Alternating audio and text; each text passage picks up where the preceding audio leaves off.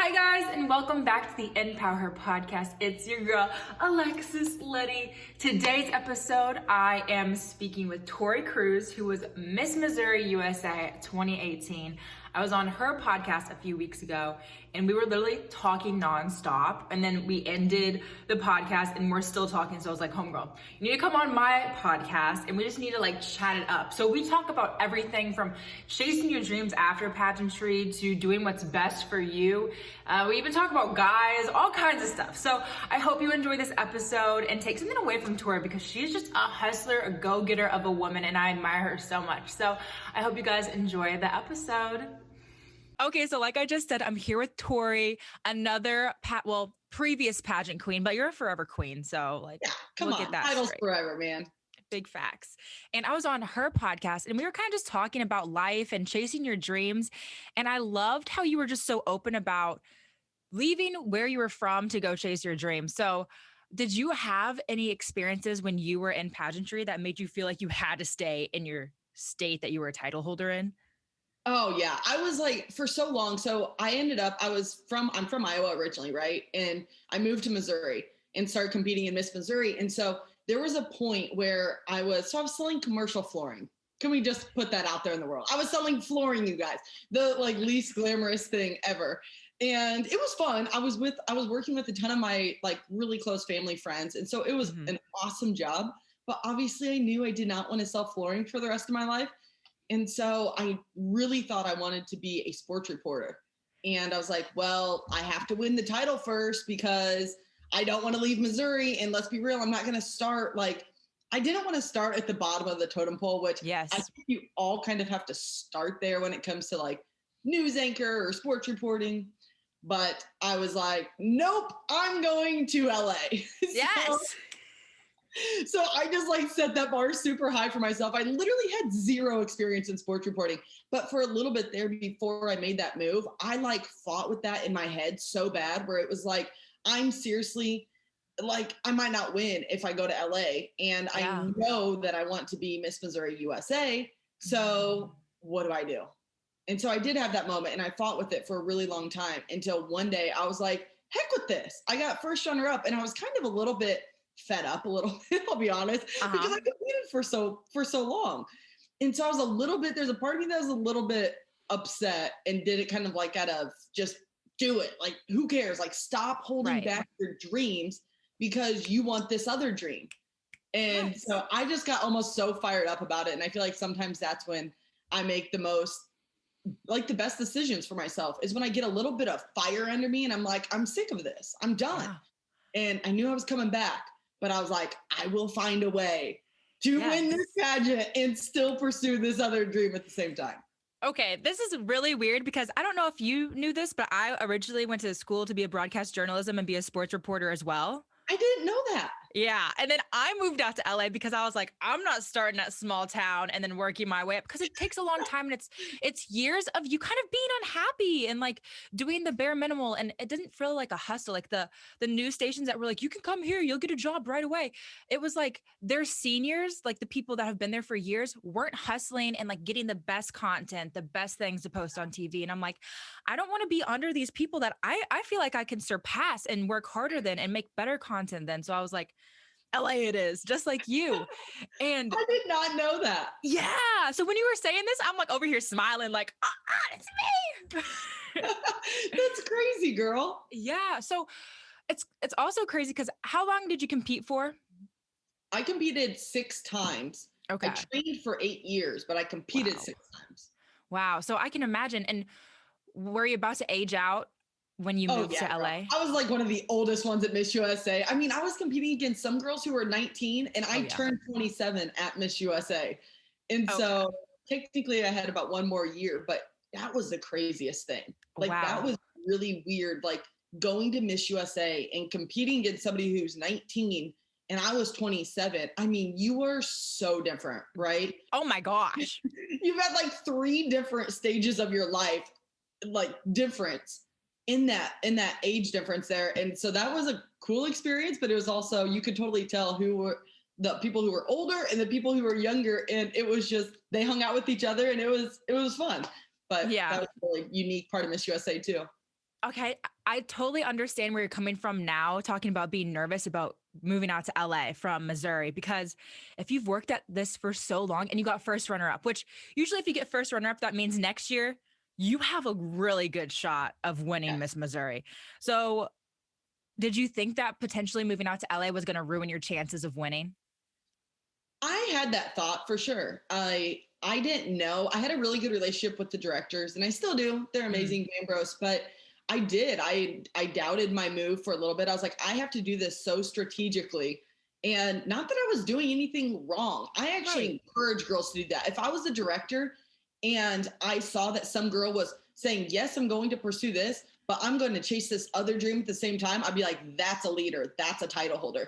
And so hopefully that's what they thought too, because I did win the next year. Yeah. But I was, it was a shot. It was a risk that I was willing to take, honestly, because I was tired of staying in the same place where I was not happy.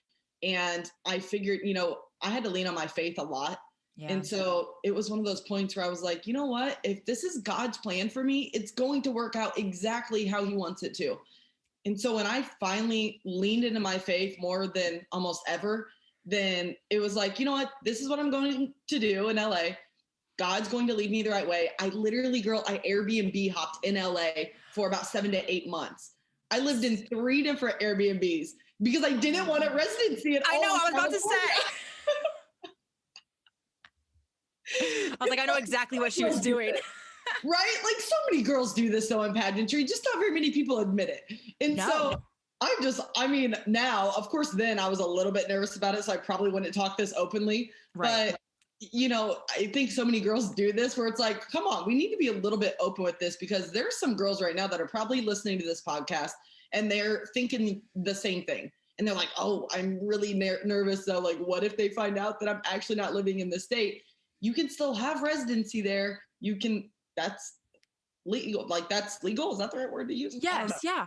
But it's also like people in colleges, like you can either participate or compete in your college, wherever your college is, or in your home state. So why can grown women that are not in college not do the same thing? Like I still have my parent residence where I grew up and I still have my citizenship, my license plate, my ID, like literally everything, but I'm just hustling and chasing my dreams because I'm not going to put all my eggs in one basket because Amen. That's just preparing yourself for heartbreak, for, a crushed future if something doesn't work out. Like you need to, put eggs in multiple baskets and feed all of them so then they can, hopefully a few of them turn into little chickens. Exactly. And I have to say something that was like a game changer for me was moving out to LA. I truly think, I don't know if I would have won if I would have stayed in Missouri that year because when I went to LA, I learned more about myself than I've ever learned about myself.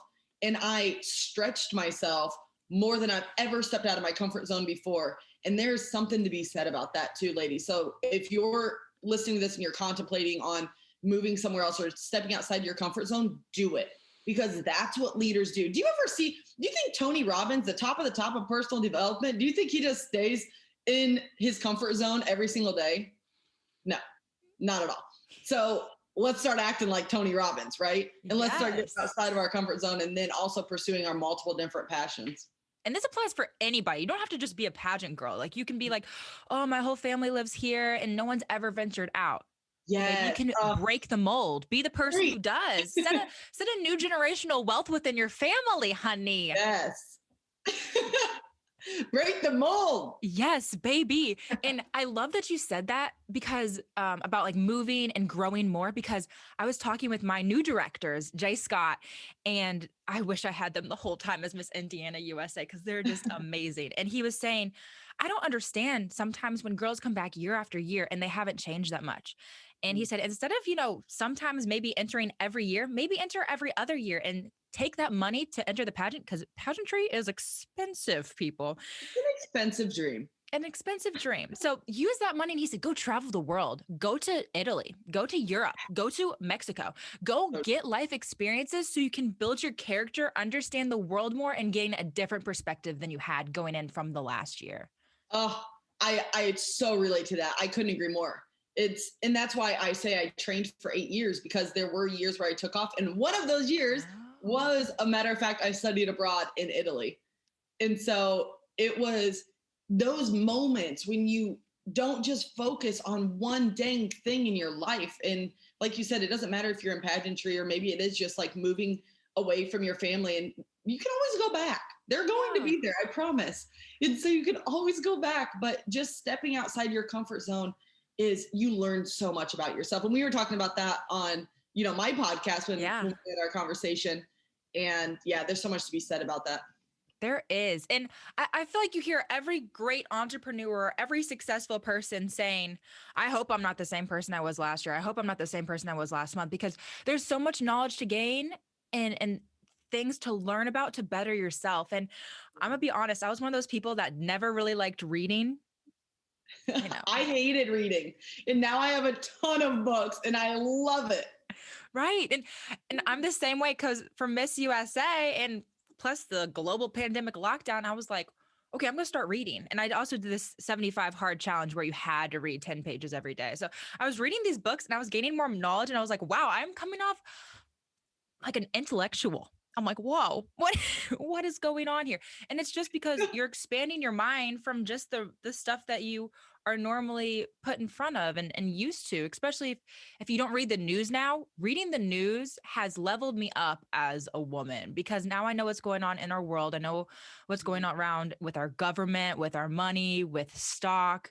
And I can have conversations with people that I want to be like. If you don't elevate, your circle is just stagnant. I want a circle that is like rising and climbing and getting more, or getting closer to their dreams every day. Yeah, I agree.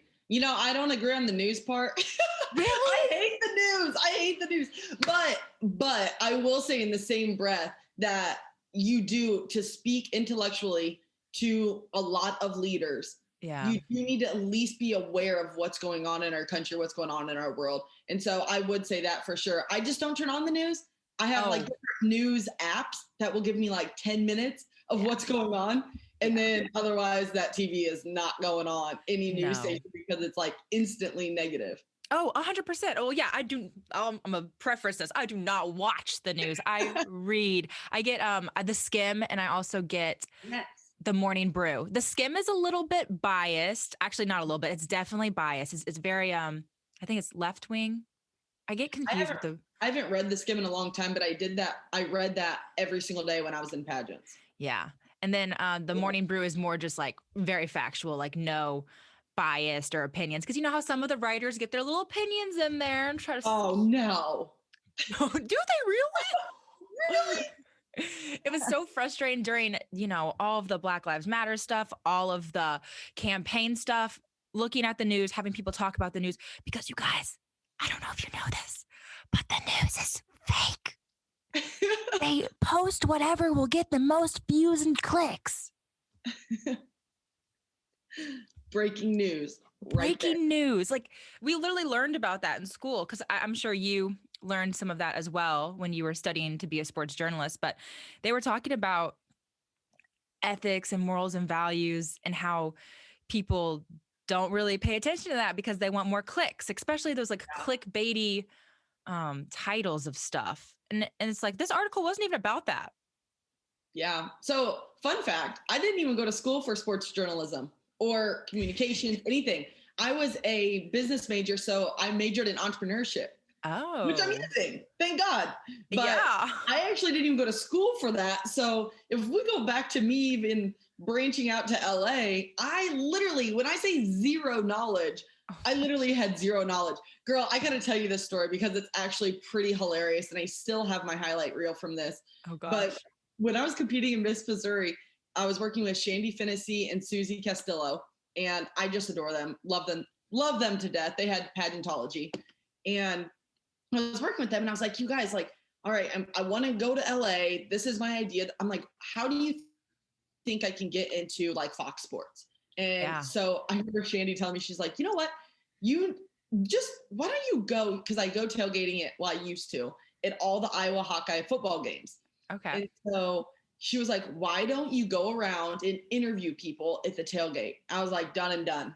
So I went out, still have this same mic in this long cord that connected to my phone. So I bought a microphone, bought a cord connected to my cell phone. I dressed up as a news reporter. Yes. And I walked around with my phone. I was so amateur at this time that I didn't even know that I needed to have my phone horizontal. So it was vertical the whole time. Well, actually not the whole time. Some of them were horizontal, some were vertical in my highlight reel. So amateur. And so my mom and I went around and I literally interviewed like multiple tailgaters at it was the Iowa-Michigan football game. Oh gosh. And I created my own highlight reel from my cell phone and this mic that I rigged up together and pranced around at the tailgate interviewing people. And no joke, it was so amateur looking. And people still ask me like, oh, what network are you with? What'd you say? What'd you say? I'm like, oh, I'm going to Fox. Just I did not have like one connection to Fox Sports at this point. I said, well, I'm not really with the network right now, but I'm actually going to interview at Fox. And so that was my story. And I did actually end up going to Fox Sports in LA 2 different times. And it was phenomenal. But that one little stupid highlight reel, like I will cherish forever because it's like and that's what I work with the girls now. I'm like, do something that's just outlandish, like do something.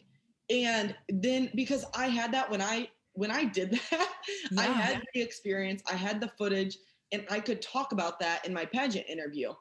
And so most people are like, oh, what are these fancy like mindset techniques that you coach girls? I'm like, just do things, like put in the action before you go to the pageant, because that's what's giving you the content to speak about an interview. So they're like, oh, so I see here you want to be a sports reporter in the next Erin Andrews. I'm like, yes. And let me tell you what I did.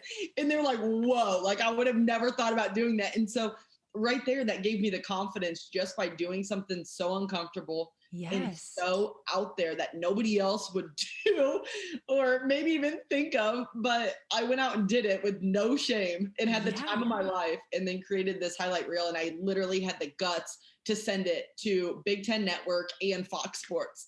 And I got to both. That is literally insane, because it shows that you're not afraid of what people think about you. You're not afraid to put yourself out there. You're not afraid of being rejected. You're not afraid of like feeling like an imposter. Cause I'm sure people are like, oh, you're not even with somebody and you're out here like filming. Like, I think you are. Yeah. And you're just like, no, like I'm trying to be this and I'm going to be, if you let me interview you real quick. Yes. Oh my gosh. It was a blast. And you know, I say all that, and I did step outside my comfort zone. It was really fun. But of course I had those feelings of, oh my God, what are people going to think? Oh my gosh. Like, what am I going to say when they ask me what network I'm with? So I had to just kind of BS my way through it. And it was fun. I was like, they don't know who I am. And they don't know what I'm going to do. And so it was true. I was actually pursuing a job at Big Ten Network or Fox Sports. Just hadn't gotten there yet. Oh, I love that story. That's a powerful story, because it just shows you that if you want something, you have to become and practice that thing before you get it. You know, people are like, oh, I have a dream of being in, we'll say Sports Illustrated Swim, because that's what I want to be in currently. And it's like, okay, well, go out and take pictures as if you're in Sports Illustrated Swim. Make sure you're comfortable in a bathing suit. Make sure you feel confident with your body. Make sure you have a message. You know, you have to work on all these things.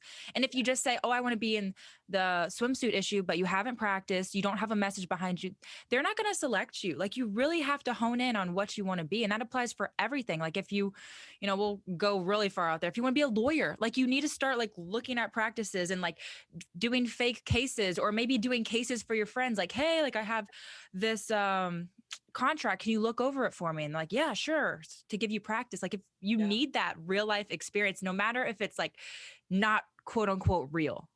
Right. Exactly. Just role play. I mean, even if you're in a sales position, like when I was selling flooring, we didn't do this with our company, but now, oh my gosh, it would have been so beneficial to have like role playing, you know, where you pretend like you're going to, you know, for me, it was like a contractor. A flooring contractor, but I had no experience, and I just had to literally, I feel like BS my way through it, because I tried to learn the actual like knowledge of flooring in that case, but whatever you're selling, it's like, learn the product, learn what you're selling, become, get behind it, become passionate about it.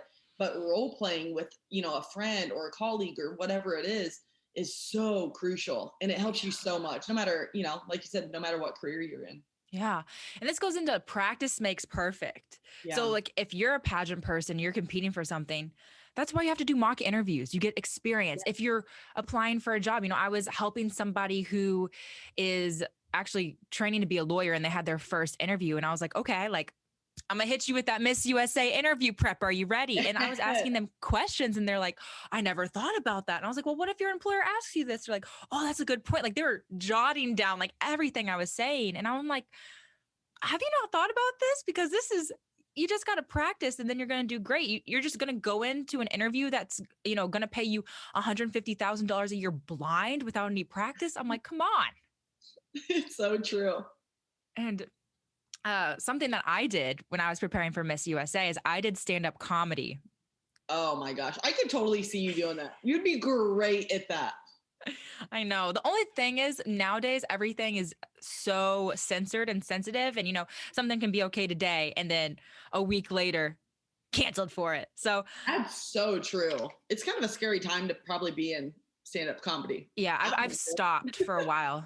But I used to just do like self-defamation, just like make fun of myself because I'm like, this is easy. Nothing can happen. Like no one can get truly upset because like I'm making fun of myself. And that's a safe way. Yeah. Yeah. So I was just like constantly making fun of myself, which it worked, especially like the tall girl thing. People are like, yes. Oh yeah, ha ha ha, you're 6 foot. And I'm like, ha ha, yeah. You can make so many tall girl jokes. I'm 5'10". You're a little bit taller, but I still feel you on that. I was about to say, you still feel the same yeah. energy, the same pain, the same height problems, the same searching for men issues. You get it. Yeah. You're looking over about 90% of their heads at all times. And then you put on heels. I mean, we're pageant girls, we like some cool sneakers too, if we're athletes, but we do like a good pair of heels and woo, yeah. You have to like go to the top 2%. Yeah. Yes. Yes, really. And then people are like, why are you so picky? And it's like, no. Back up. I'm not picky. Literally, you tall, I'm interested. Okay. Yes. Like that's very low standards, actually. If I can look at you even in the eyes, like we talking. Yeah. And I've even dated some shorter guys, but they have to have like a level of confidence that is just like through the roof because people don't understand. I don't even know why we're talking about this, but we're going into it now. But like they have to have an enormous amount of confidence because I was with a guy one time that was like about the same height as me, maybe a little shorter. And he would constantly like try to convince me that he was taller than me. And then like when I would wear heels, why are you wearing heels? Or like he would say things and like really stand up straight. And then I felt like I had to hunch over. And this was in high school when I was a little bit more insecure. And I was like, oh, and I started developing back problems. And I was like, after the relationship, I'm like, what was I doing? Like, this is stupid. I'm over here cracking up because I feel like we need to do like a whole comedy skit over this because no joke, I had somebody tell me the same thing. I was dating a guy this was about, I don't know, 5 or 6 years ago and I was living in St. Louis and he was an inch shorter than me. Yeah. But he had a lot of confidence. He was a lawyer. He had some swag, he's some confidence here, but he tried to convince me, he's like, when you hit 30, you're never going to want to wear heels. And you know what? I turned 30 May 13th this year, and I think I'm going to call him up and be like, hey, honey, I still love my heels. Oh, my God. No, just don't even call him up. Just take a picture and be like, they still on. They still on me. No, probably be like a reel or something on Instagram that I'm actually going to do because it would be hilarious. And all the tall girls would totally know what I'm talking about. He's an awesome person, but, we're still acquaintances. But, oh, my gosh, yeah. It's so fun. I need to make more tall girl content because it hits so good. But I also don't want to offend shorter men because that's not the point. It's like, and I always get so many DMs and people like they're upset. And everyone who's messaged me that's a guy that's upset, I message them back and I'm like, listen, it doesn't matter how tall you are. What matters is your confidence. Because like I said earlier, like I dated a guy that was short and he was mad confident. Like he knew I was taller than him. Mm-hmm. And he was like, yeah, like, I know you're taller than me. I know what I bring to the table though. And like, it's cool. And I'm like, okay, this is kind of hot because Yeah. So it's just, but usually you don't find it's more rare. It's like the 1 Yeah, percentile, you know, like the the tall rare guy's the 1 breed. percentile, the short, confident guy is the 1 percentile. Yes, very true. I'm with you, girl. Okay. I like tall guys though. Me too. Moving on from the tall conversation Okay, because I don't even next know topic. how Next this hot came up. topic. I know. We're Are leaving it we in on the The pod View? though. What? I said, are we on The View? Uh, Next topic. listen, Tori, if we lived by each other, I think we would have our own show. I mean, we could, we could just have like a Zoom show until we actually live by each other someday. I mean, it's probably just destined to happen, It's just the tall, the sports, the pageants, model. Come on. Hey, you never know. When everything opens back up, maybe our lives will transform to be near each other. But Are you in Florida now? yeah, I'm recording. Oh, nice. I know. We sound crazy. It sounds like we're not recording, but we are. No, I said, are you in Florida?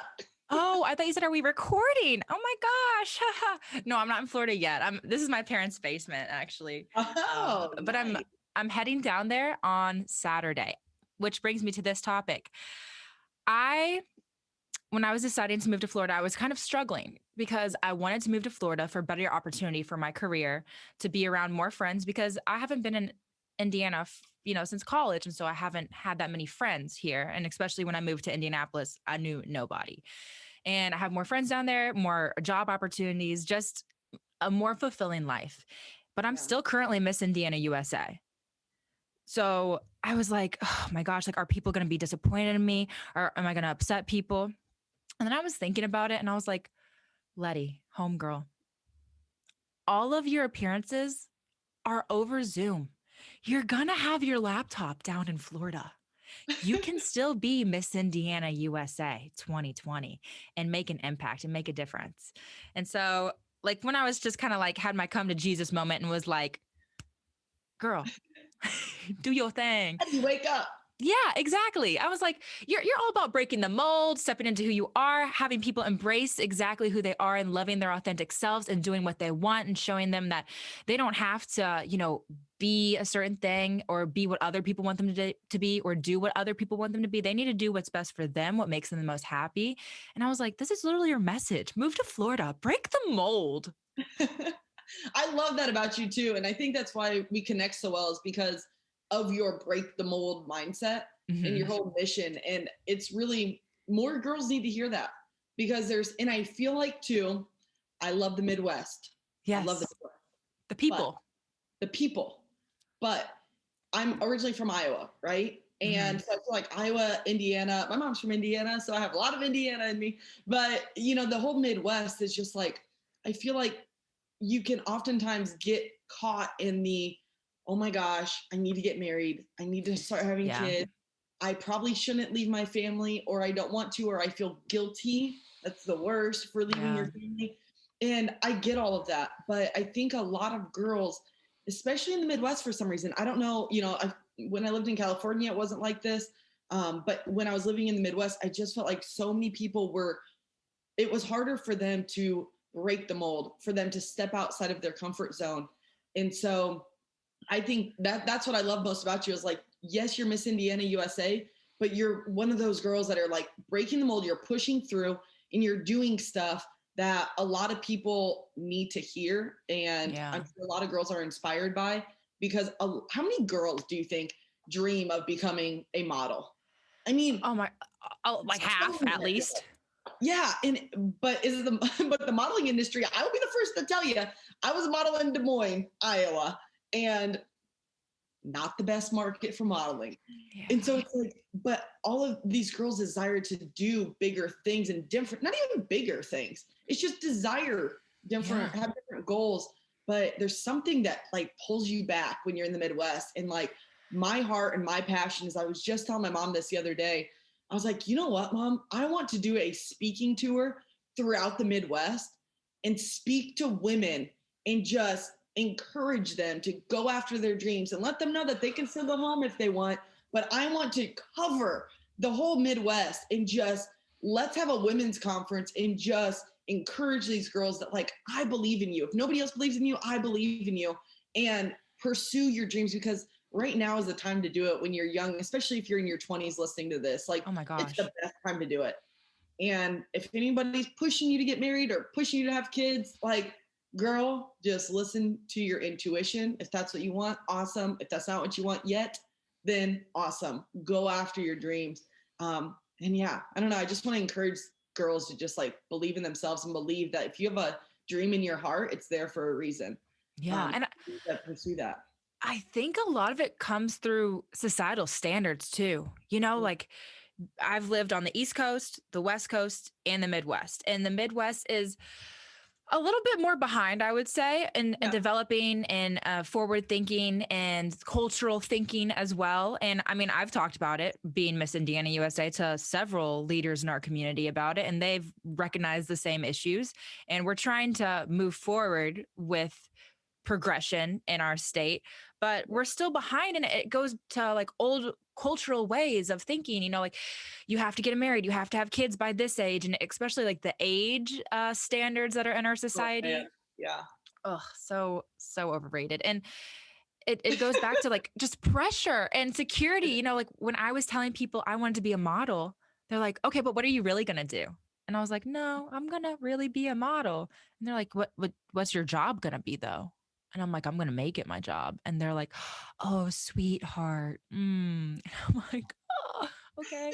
Like it was just really sad. And I think I posted something about this during Miss USA on my social media. And I literally, when Victoria's Secret was like at the all-time peak, I was like, oh, I want to be a Victoria's Secret angel.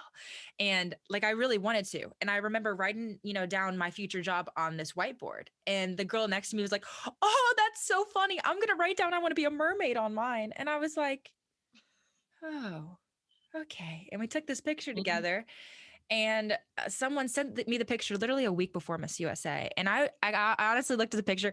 I seem like this tough person, but I am very like emotional when it comes to sentimental things. And I remember getting that picture and I was just like crying because thinking about how far I've come to show people that you can make your dreams come true. I haven't achieved all of mine yet. I'm still on my journey, but just to empower people that it doesn't have to be some mythical thing that people think is so out of reach. Like it can happen if you stay true to who you are, if you go for it, and if you don't give up. Because I model now, I make, I have to have a few other side hustles and side gigs like social media and other things that revolve around creativity and entertainment that still light my soul on fire. But you can do that stuff. And I think the Midwestern way of thinking is like, it's not attainable because not enough people in the Midwest have found success in those areas. Yes, so true. Yeah, and oftentimes I feel like if they don't find that success there and they move out to different places to find that success, oftentimes they don't come back enough. They stay out there. Yeah. And that's where I'm like super passionate about like, cool, I found this success and I'm still grinding. I mean, I would never say that I'm like at the top of the top. Like, heck no. I still have a long ways to go. But it's, through this journey, I want to come back. Like, I don't care, my goal is to be the female version of Tony Robbins. And so when I am at that level, I want to come back to Iowa, to small town Iowa, to small town Indiana, to, different places throughout the Midwest and show the girls like what's possible. And like, hey, I started out here. Like I started out in a town of 6,000 in small town Glenwood, Iowa. Yeah. And then this is what I created just because I had a lot of faith and I leaned into my fear. I didn't have zero fear. I've leaned into it every step of the way and I do every single day. The sign back here is fearless. I need to update it. That was my word for 2020, but this year's impact. But I still love fearless because, whenever you're scared to like step outside your comfort zone or do something, crazy in the eyes of a lot of people, you just got to be fearless and just go after it. Like, what's the worst that's going to happen? What's the worst? You know? The worst is this, you hear no and you try again. Exactly. And it's one step closer to your yes. You're just one step closer. Exactly. And when I was at 2019 in Sports Illustrated and I made it to the top 60, the models that are literally idolized, like Winnie Harlow, Olivia Culpo, Hamila, like all of them, they were like, no, I've been told no so many times. I said, but I kept going for that thing because a no eventually turn into yes. And they're not telling you no for forever. They're telling you no for right now because maybe you need to develop. Maybe you need to work on something. Maybe you need to get better. And that's exactly like pageantry too. They're not telling you no for forever. I mean, you competed 6 times, but on the 6th time you got it. You just weren't ready to win the title yet. Mm-mm. Yeah, you have to develop too. And there's a point where it's like, you need to hear some no's. Yeah. Because every single time you hear that no, you learn a lot about somebody when they lose, you know? And you're an athlete, so you know how you handle losing says a lot about somebody's personality and character. And so I'm thankful for every time that I lose. And I actually now have sticky notes on my monitor over here that I don't really technically use too much, but it's like covered in sticky notes. And I want to get at least 10 no's a day. I want 10 no's. Give me 10 no's right now. And then I know I'm on to my next yes. And so reframing, a huge part, right? It's like reframing. You're a guru with mindset as well to get to the level that you've been to and are going to. But you just have to start reframing your mind. Like, we place these limiting beliefs on ourselves every single day in every area of life. And just right when I read the sticky note that says, I want 10 no's a day. Cool, let's do it. That just makes me more, it's exciting, right? It's like, heck, all right, cool. I'll reach out to this many girls, for potential clients or this many speaking engagements. And if I get a no, I'm like, sweet, I got a no. Like, I'm one step closer to my yes. And it's just all about reframing our mind. Wow. When you said 10 no's, in my mind, I was like, that is a lot per day. But that also shows you how often you're asking and how often you're getting after it. And the more no's you get, the more opportunity you have for yes. Exactly. Whoa. You've inspired me. I'm like, I want 10 no's. Well, girl, like in modeling, I don't know if you know this, but I was doing modeling when I was out in Los Angeles as well, doing the sports reporting. And, it was a grind out there as well. I mean, that was primarily my income was modeling when I was living in Los Angeles. Mm-hmm. Los Angeles is not very cheap, let me tell you guys. No. I was like, Mom, Dad, you got an extra $1,000 in there because I need to pay rent. I was struggling. Can't even lie. But going to those modeling jobs and auditions and all of that, I mean, you hear so many no's, and a lot of people, are looking at Olivia Culpo now, who's just an icon. Yes. And she's crushing it. But Olivia Culpo, I'm sure, still hears a ton of no's.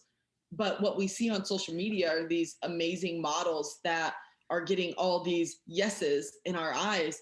But, I think Olivia is pretty vulnerable, though, and authentic in her social media. I've heard her say some things about like her struggles and that sort of thing. And I think that's so important. Like, as you become a bigger leader, is just like, start being super vulnerable with all the no's. And after this, I'm kind of like inspired now to do an Instagram Live or something over all the no's that I've received, because I don't think enough leaders are really sharing the no's as much as they are the highlights and the yeses. So, I just think that's something that's huge. You've inspired me, because I have had these pictures for a while now to submit to agencies in Miami, but I keep not submitting them because I'm like, oh my gosh, what if they don't want me? What if I send them to all of the agencies in Miami and nobody wants me? Like, what, and if nobody wants me, I'll work until somebody does want me. I'll submit in 2 months again. Like, I'll try again. Like, I shouldn't put this fear of hearing a no from stopping me. And the longer I wait to send in these images, the longer it will take me to reach my dream and goal. Exactly. You're not getting the job by not sending them in. Yeah. They don't know you by not sending them in. So even if you do send it in, you get a no, like you said, just with pageantry. It's not a no forever. They see your face, they know of you now. You keep following up with them every few weeks, and you're the girl who doesn't give up, and you're the girl who doesn't quit, and you're bugging the heck out of them, and even though like your persistence always wins. Right? Yes. And so the squeaky wheel, I don't know, whatever the saying is, but like persistence. I'm so bad. I butcher, like, fun fact about me, total side note, I butcher like every saying. My family makes fun of me all the time. I'll call them up and like say something trying to be funny, and they're like, Tori, that was a completely like backward saying. You did not. So anyways, I don't even know what the squeaky wheel thing is, but persistence, it always pays off. So like, send that dang thing in, get a no, awesome. Chalk it up like, and just say you're one step closer to your yes. Ooh, I love that. And the word persistence, it made me think of in my mind when I was a freshman in college, super random. We all had to pick a word that we were going to like make our word for the year. And mine was persistence. And I did this analogy of a river does not form overnight. It forms over like the persistence of water flowing through it and eroding the rock away to then form a river. Oh, I love that. Oh, it was so good. And that's with anything in your life. If you keep slowly getting bigger, like even this podcast, you know, the first few episodes, not that many people listen. The more I put out, the more I post about it, the more people are listening, the more people are hearing about it. And I hope to one day have this podcast be a river flowing to people of what they need to hear to motivate them to get their dreams to become reality. So true. It's so true. I mean, as far as my podcast too, I started in the middle of quarantine and I just looked right before we hopped on. I have 42 recordings and I started my YouTube channel before that. So I feel like, but I have not missed one single week since the middle of quarantine when I started my podcast. So I know I'm 42 weeks in because I haven't missed one. And then I send it out to my email list. And I started my email list with 0 people, right? I have 700 and some people on my email list now. And it's just being consistent, right? It's just consistency, just continually building. And just, it might be slow moving, but every step, but like, could you imagine, I was just talking to one of my clients the other day and I was like, could you imagine if like, she's actually in film production in Nashville, just crushing it. And she wants to, of course, we always want to be like the next level than we already are. And she wants to become a director. I was just telling her, I was on a Zoom yesterday with her and she was like, I just want to be like on this list of these incredible directors. Yeah. And I was like, girl, I feel you. Like, I just want to be Tony Robbins. And it's just, I mean, Rachel Hollis too, you know, I mean, just yes. Mel Robbins. I mean, sure. But so I was like, she wants to be a director. And I'm like, but girl, like, these are just like building blocks, right? Like you built all these blocks up. Could you imagine if you just were right here, start at 0, and then you went to director? I was like, the building would fall out. Like it wouldn't be sturdy. But like, if you have these building blocks every step of the way where it might be a slow moving journey, but like you're building up and it's going to be such a strong foundation for when you get to a director, you're going to be the best director and she's going to be the leading female director. She's going to be winning CMA awards. Like, I just know it, but it's just like, you got to start building that strong foundation. That's like where these podcasts come in, where it's like, it could be really slow moving. My email list, my YouTube channel, like I think only has like 200 and some, subscribers, but I started at 0. Yeah. And so I'm just like, that's been slower than molasses, but it's like, you know what? I'm just building this strong foundation. It goes with social media followers too. It's like, honestly, who really cares? Like if you have, like right now I have 5,500 or something. It's not that many compared to a lot of people. Right. But it's like, you might have more money in the bank than somebody with 400,000 followers. You might have more connections. You might have more friends. You might have more business ideas than someone with 400,000 followers. Exactly. And like for anybody who's trying to like build their social media, which is awesome. I think it's great. But like, I look at it and I'm like, if I can impact 5,500 people by this one post or this one message, that's 5,500 people that I'm impacting. Yeah. And then if they share it in their branches. So, I think just for anybody listening, just like stop getting so caught up in the whole, like, I want to be here, like enjoy the small process. And I'm kind of preaching to myself right now too, because I'm such an achiever, like Enneagram 3, but I just constantly have to remind myself like to enjoy the process, enjoy those building blocks, because man, it's going to be such a strong foundation when you get to the top. Amen. Okay. I love to end on my podcast with my guest's favorite quote. I feel like you're one of those people that has like 5 quotes. So, and apparently you say them all wrong. So try to think of one and say it right. Calling me out. Yeah. So I always like all of my motivational talks, a lot of my podcasts, I talk about it, but I always say that God didn't give you another day because you needed it. God gave us another day because someone needs you.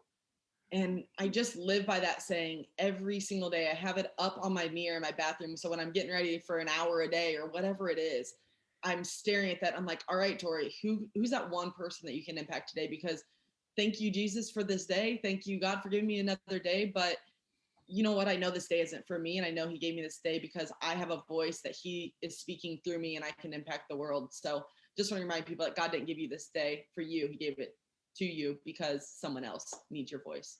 I literally got cold chills when you said that. I love it. I love how that's also like just a giving mindset. It's not just about you and what you can do. It's about how you can make impact. And I love that that is your word for this year. Mm-hmm. Yeah, impact. It just kind of came to me. It was mid-January, you know, I was just like, I kept praying. I'm like, God, what's my word for this year? Like I did a lot of stuff fearlessly last year. I really listened to my word, like during quarantine. I stepped outside my comfort zone. I interviewed Elena Cardone on my podcast, like a massive name, and that I was scared to even like reach out to, you know? But again, I just put myself out there, and every single time I got scared or fear crept up inside me, I was like, your word is fearless for 2020. What a great year for the word fearless. So I just kept pushing through. And then finally God gave me this word of impact this year. It's like, all right, you did a lot of things in 2020 and we're really fearless. Now it's just time to like make impact. And I didn't put a number of like, I want to impact this amount of people. It's just like, I want to make a strong impact in everything that I'm doing, do it purposefully and do it to serve others and to impact the lives of others. I love that. Well, Tori, thank you so much for coming on this podcast. I feel like I could talk with you for like 5 hours straight and not miss a single beat or be bored the entire time. We totally could. Oh my gosh, we talked for so long. You were the longest conversation that I had, and I loved it. Like it was so much fun. And yeah, I love what you're doing. I love what you stand for with Break the Mold and InPowHER podcast and everything that you're doing. It's just really inspiring. And I know a lot of girls need your voice and your leadership. So every time you start to get fearful or just don't want to step outside of your comfort zone, just push harder because again, somebody else needs you. And it might just be one person, but that one person needs you more than you ever know. So keep going, girl. Oh, appreciate you, man. This is beautiful.